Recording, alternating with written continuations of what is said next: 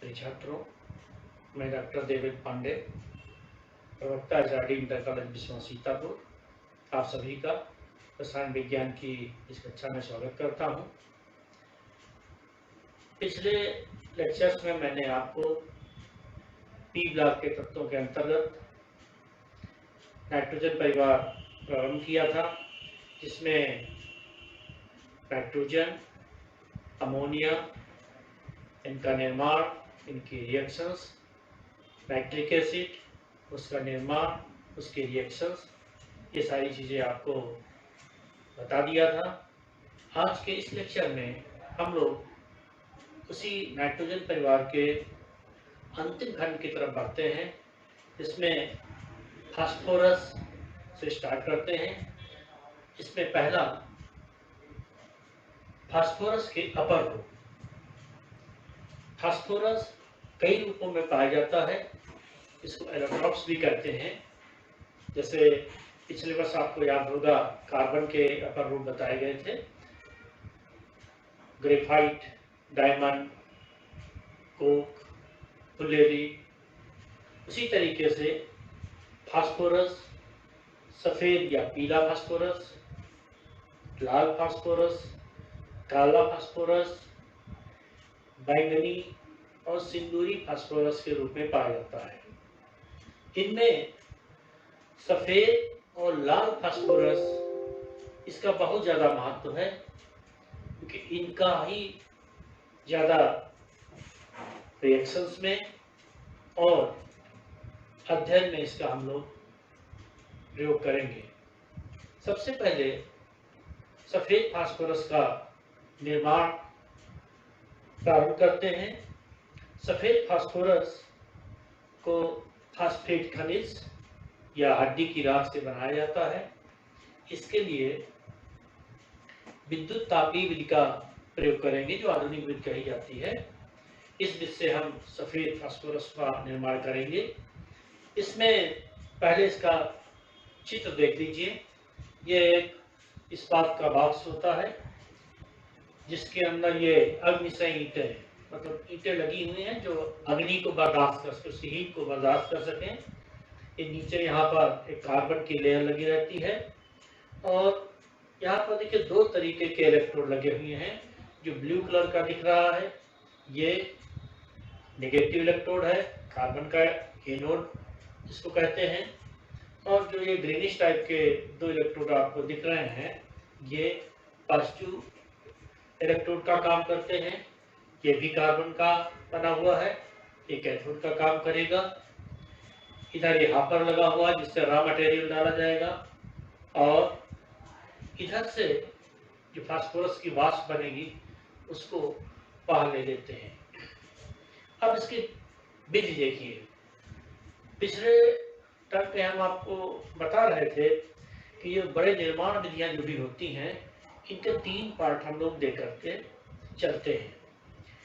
एक तो सिद्धांत, जिसमें किस रिएक्शन से इसको बनाया गया है उसको लेते हैं। सेकेंड पार्ट में उसका नामांकित चित्र आ जाता है, और थर्ड पार्ट में उसका विधि का विवरण। ये 5 अंक में 3 जगह इस प्रकार से बटे होते हैं: सिद्धांत, नामांकित चित्र और विधि का वर्णन। सबसे पहले सिद्धांत पे आते हैं। हड्डी की राख या फास्फेट खनिज, ये कैल्शियम फास्फेट है।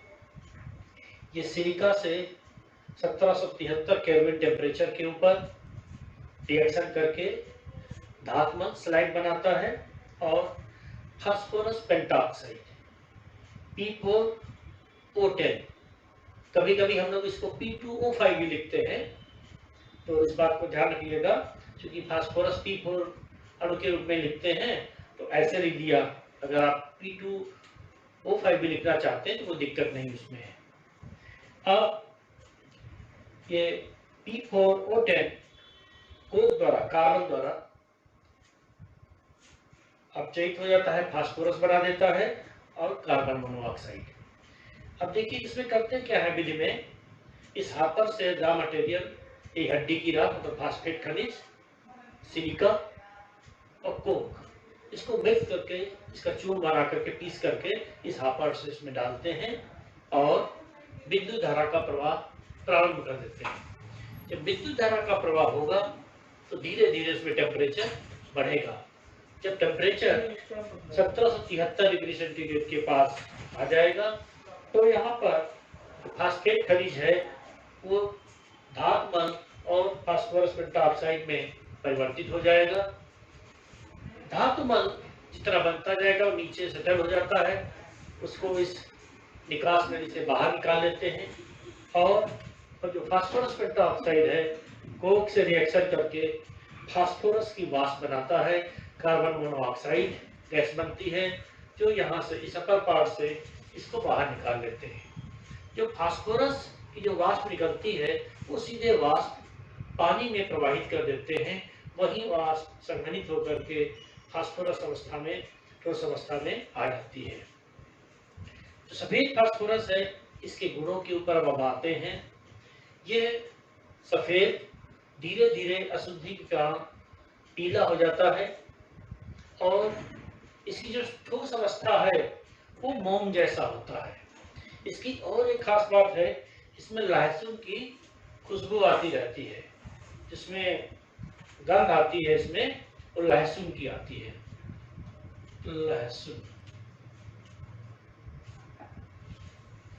लहसुन की गंध आती रहती है इसमें। और ये जो फास्फोरस इसकी जो वाष्प होती है ये विषैली होती है। तो जो सफेद फास्फोरस है इसकी वाष्प के संपर्क में अगर हम लगातार काम करते हैं तो ये हमारे जो जबड़े हैं, जबड़ों को नुकसान, उनका धीरे धीरे क्षय होने लगता है। इसको फांसी जार रोग कहते हैं। ये जो सफेद फास्फोरस होता है बहुत ही क्रियाशील होता है, बहुत तीव्रता से क्रिया करता है। जो तीव्रता से क्रिया करता है इसलिए हम लोग कहते हैं इसका स्थायित्व बहुत कम होता है, कम स्थायी होता है। ये फास्फोरस जब अंधेरे में रखा होता है तो उसमें चमक होती है, ये वायु से क्रिया करके इसमें ग्लो होती है, इसलिए इसको अंधेरे में रखने पर ये प्रकाशमान होता है, जिसको हम लोग स्फुट दीप्त कहते हैं। फास्फोरेसेंस ये प्रक्रिया होती है, वो प्रकाश को जो लाइट होती है उसको एब्जॉर्ब करके उससे प्रकाश उत्पन्न करते हैं। वायु से फास्फोरस क्रिया करके जलता है, ज्वलनशील होता है और फास्फोरस ट्राइऑक्साइड और फास्फोरस पेंटाऑक्साइड बनाता है। अभी मैंने बताया था कि P4 आणविक रूप में लिखेंगे तो ऐसे लिख सकते हैं, अदरवाइज P2O3 P2O5 आप लिख सकते हैं। क्लोरीन के साथ भी बहुत शीघ्रता से एक क्रिया करता है, क्योंकि ये सफेद फास्फोरस बहुत ही क्रियाशील है। तो फास्फोरस के साथ में क्रिया करके फास्फोरस और क्लोरीन के रिएक्शन से फास्फोरस ट्राइक्लोराइड PCl3 और फास्फोरस पेंटाक्लोराइड का निर्माण होता है। अब इस फास्फोरस के अगले रिएक्शंस को हम लोग लेते हैं। इसमें आपको NaOH के साथ और धातुओं के साथ कौन सी रिएक्शंस होती हैं उनको बताएंगे, जो बहुत ही इंपॉर्टेंट होती हैं बोर्ड एग्जामिनेशन के दृष्टिकोण से। फास्फोरस से अगली रिएक्शंस को देखते हैं। फास्फोरस क्रियाशील धातुओं के साथ में उनके फास्फाइड बनाता है। इसके अलावा जो सबसे महत्वपूर्ण रिएक्शन है, इस पर आपका ध्यान आकर्षित करना चाहूँगा। ये फास्फोरस NaOH में घुल करके ये फास्फीन गैस बनाता है।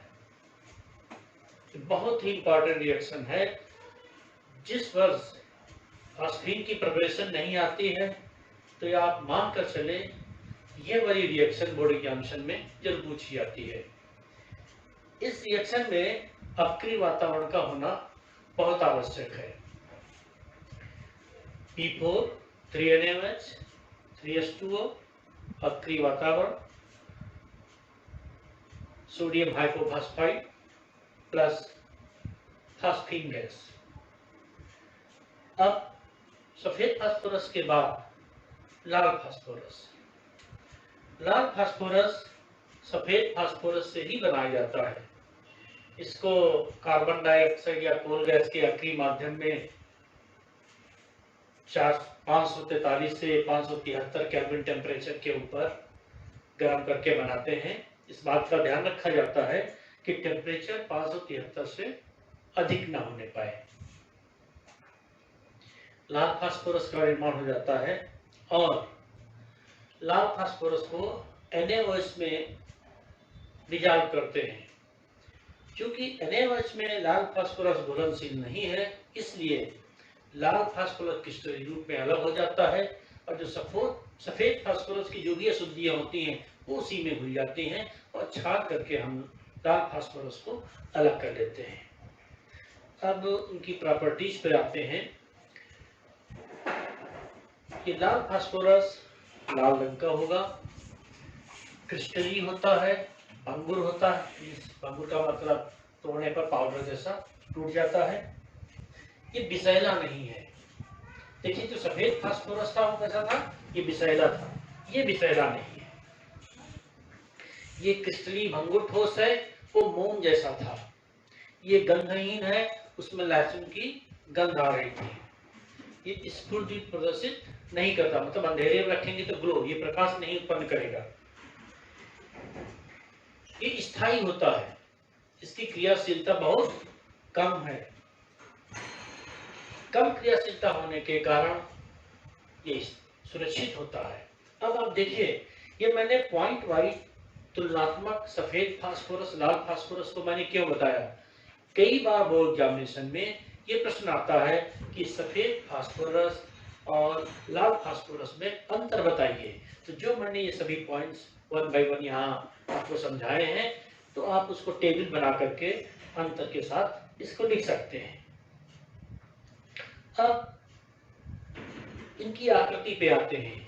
देखिए जो सफेद फास्फोरस है P4, उसकी एक सिंगल यूनिट ही अलग होती है जिसमें फास्फोरस के 4 परमाणु लगे हुए हैं, जबकि जो लाल फास्फोरस होता है उसमें यही सिंगल यूनिट एक एक करके चेन के रूप में होती हैं। इसका मतलब ये P4 इकाई होती हैं, उनका ये बहुलक होता है।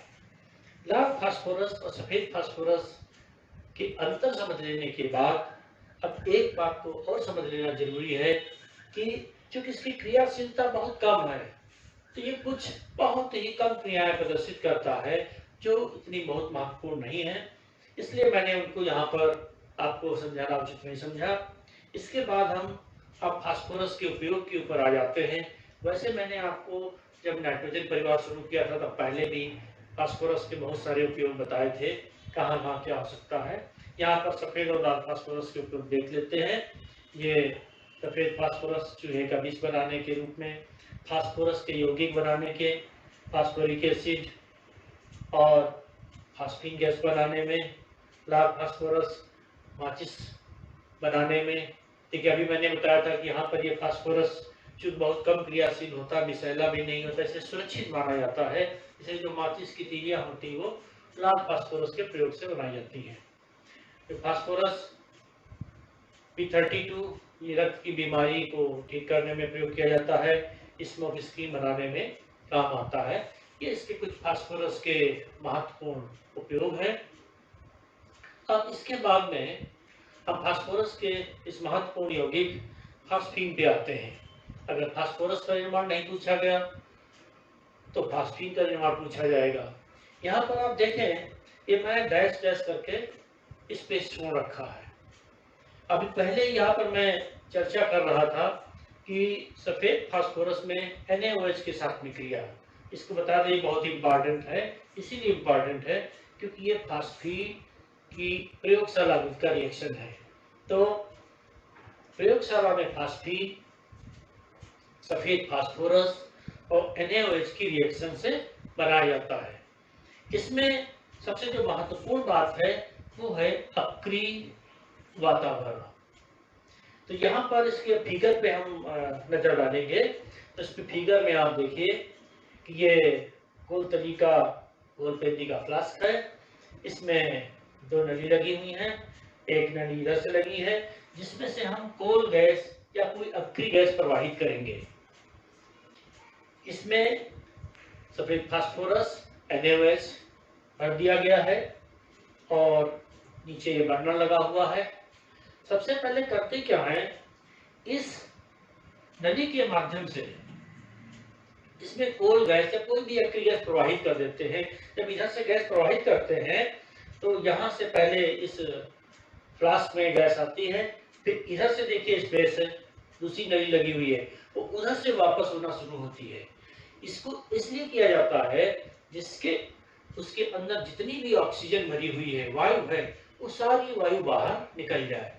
वायु को निकालना इसलिए आवश्यक होता है क्योंकि सफेद फास्फोरस वायु के साथ बहुत तेजी से क्रिया करता है। दूसरी तरफ अगर हम मान भी लें कि उस समय कम रिएक्शन हो पाई या ज़्यादा विस्फोट नहीं हुआ तो फास्फिन थोड़ी बहुत बन जाएगी, तो फास्फिन भी वायु से क्रिया करती है। इसलिए अक्रिय माध्यम आवश्यक होता है कि पहले कोल गैस या कोई अक्रिय गैस प्रवाहित करके सारी ऑक्सीजन यहाँ से निकाल देते हैं। जब ऑक्सीजन निकाल देते हैं उसके बाद में इसको हीट करना शुरू करते हैं। जैसे ही यहाँ फास्फिन गैस बनेगी, देखिए पहले भी गैसदार यहाँ ऊपर नहीं लगाएंगे, इस द्रोणिका में निकास नहीं लगी हुई है ऐसे ही, और जब गर्म करेंगे तो धीरे धीरे फास्फिन गैस बनना शुरू हो जाएगी। जब वहां पर द्रोणिका के ऊपर सफेद सफेद धुएं के छल्ले निकलने लगे, अब आप समझ जाइए कि फास्फिन गैस बनना शुरू हो गई। लेकिन ये धुएं के जो छल्ले दिख रहे हैं वो फास्फिन गैस नहीं है, उसको भी बहुत ध्यान से हमको समझना है, क्योंकि ये भी क्वेश्चन पूछा जाता है कि इसमें धुएं के छल्ले क्यों बनते हैं।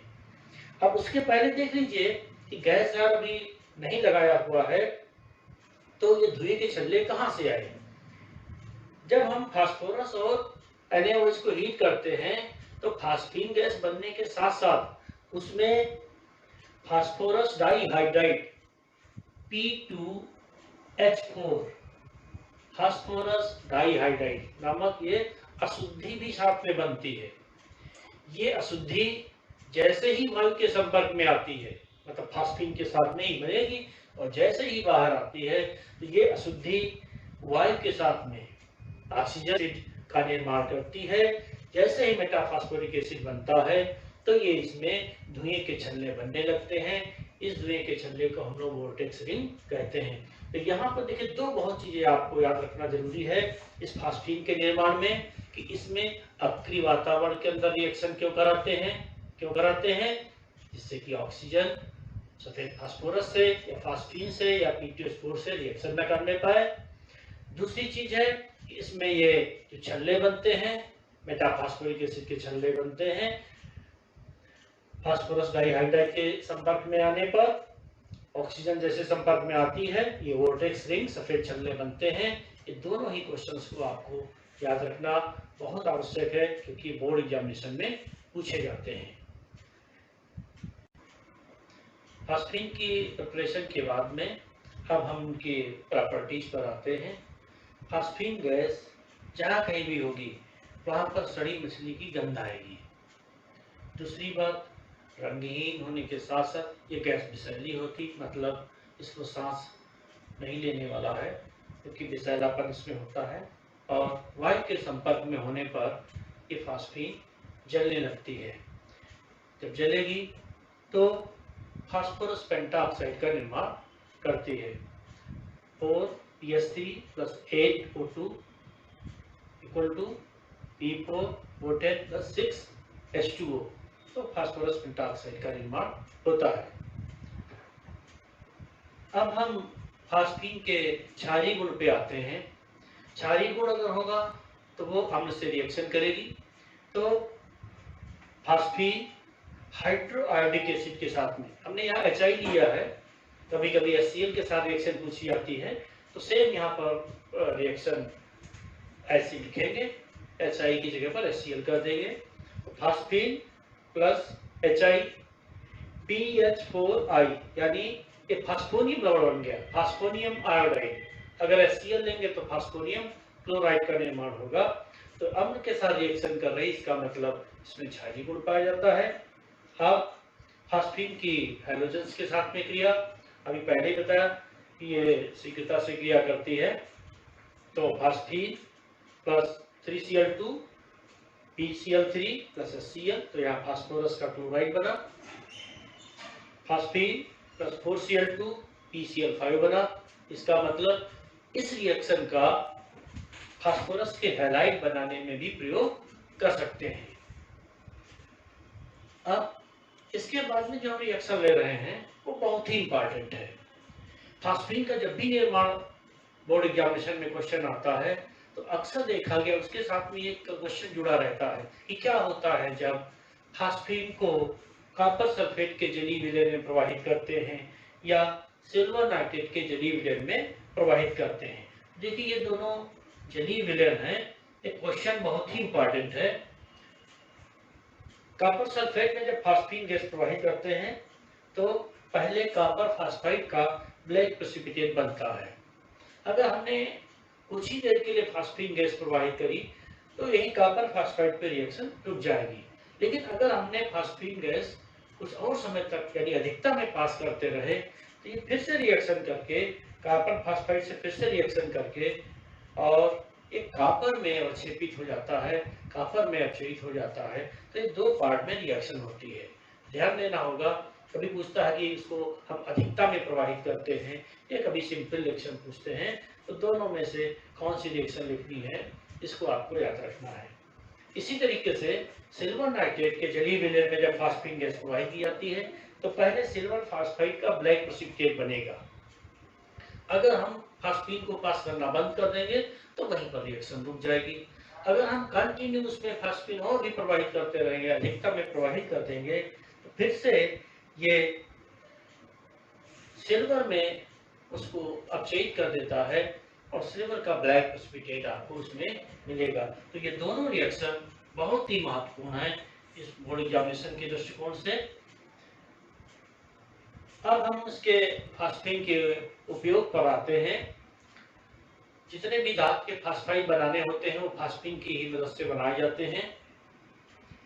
जो कैल्शियम फास्फाइड होता है उससे स्मोक स्क्रीन बनाने के काम आती है और इस फास्फीन का इसका प्रयोग होम सिग्नल के बनाने के काम आता है। जो समुद्री जहाज जो पहले आते थे समुद्री जहाज, तो उनको सिग्नल देने के लिए इस होम सिग्नल का प्रयोग करते थे। उसमें क्या किया जाता था, तो टीन के डिब्बे में कैल्शियम फास्फाइड और कैल्शियम कार्बाइड इसका मिश्रण उसमें डिब्बे में भर देते थे, उसमें छेद कर दिए जाते थे। तो जब सिग्नल उनको देना था तो वो डिब्बा समुद्र में फेंक दिया था।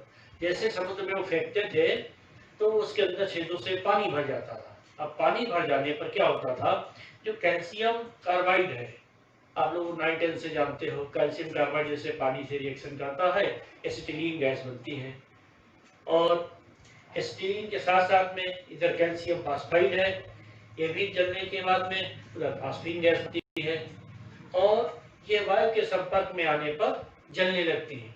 जलने से तो जो धुआं उठता है, उससे प्रकाश जो होता है, उससे दूर से समुद्र में दूर होता है, जहाज उसको देख लेता है कि धुएं से उसको सिग्नल मिल जाता है। इसी को कहते हैं होम या होम सिग्नल।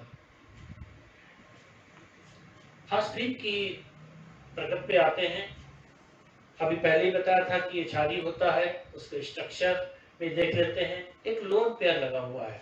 इंट्रोडक्टरी पार्ट में ही मैंने बताया था कि सभी क्षारीय प्रकृति के होते हैं, इसलिए मैंने ऑर्बिटल में देखिए पहले से उसको अलग कर रखा है और स्ट्रक्चर उसका बिल्कुल अमोनिया जैसा पिरामिडी होता है, लेकिन उसमें यह बॉन्ड एंगल है वो अमोनिया से थोड़ा कम है। उसमें 107 डिग्री था, यहाँ पर 100 डिग्री है, क्योंकि उसमें जो नाइट्रोजन के पास की जो लोन पेयर से उनमें साइज छोटा होने का उसमें प्रतिकर्षण था और इससे प्रतिकर्षण कम होता है तो बॉन्ड एंगल यहाँ पर कम हो गया है।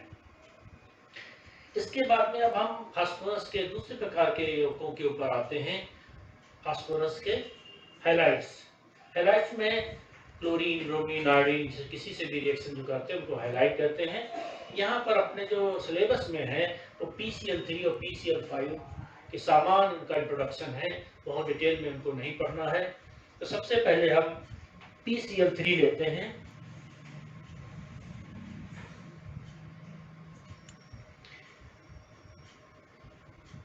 PCl3 इसको हम फास्फोरस ट्राइक्लोराइड कहते हैं। फास्फोरस ट्राइक्लोराइड इसको निर्माण करने के लिए फास्फोरस क्लोरीन के साथ में रिएक्शन करके PCl3 बनाता है। यह तेली द्रव होता है। ये तेली द्रव जब नमी के संपर्क में आता है बहुत तेजी से रिएक्शन करके फास्फोरिक एसिड और HCl में बदल जाता है। नमी से ही, मतलब नम वायु से ही रिएक्शन कर लेता है। दूसरा सबसे इम्पॉर्टेंट इसका जो रोल होता है, जो कार्बनिक यौगिक होते हैं, अल्कोहल हो, एसिड हो या जो फिनॉल्स ग्रुप के होते हैं, उनमें जो OH लगा होता है, OH को हाइड्रोजन से Cl से रिप्लेस करने के लिए इनका बहुत ही महत्वपूर्ण उपयोग होता है। आपको अभी बताया भी जा चुका होगा। और देखिए अल्कोहल है, अल्कोहल का जो OH है इसको हाइड्रोजन से रिप्लेस करना है, तो PCl3 की रिएक्शन कराया, OH की जगह पर Cl आ गया और फास्फोरिक एसिड बन गया। इसी तरीके से COOH एसिड है, तो देखिए मैंने इसको ब्रेक करके लिखा C डबल बॉन्ड OH। अब यहाँ पर ये OH है, देखिए तो इसने क्या किया, COOH में केवल OH पार्ट से रिएक्शन की और उसकी जगह पर Cl आ गया और कोई प्रतिस्थापन नहीं, केवल OH की जगह पर Cl आ गया। अगर इसी तरीके से फिनॉल होता तो उसकी जगह पर OH की जगह पर Cl आ जाता। अब इसका एक और इम्पॉर्टेंट पार्ट देखिए, अपचायक गुण। PCl3 जैसे ये SO3 गैस से मैंने इसका रिएक्शन यहाँ पर दिखाया है, तो अपचायक देखिए इसने क्या किया है, SO3 के एक ऑक्सीजन को रिप्लेस कर दिया, या ऐसे कर लीजिए इसको ऑक्सीजन उसने ग्रहण कर लिया, तो ये हो गया अपचायक, इसको उसने अपचयित कर दिया, खुद ऑक्सीकृत हो गया, तो ये PCl3 का ऑक्सीकारक गुण है। अब इसके बाद में इसके PCl5, इसके इंट्रोडक्टरी पार्ट को भी हम बताएंगे।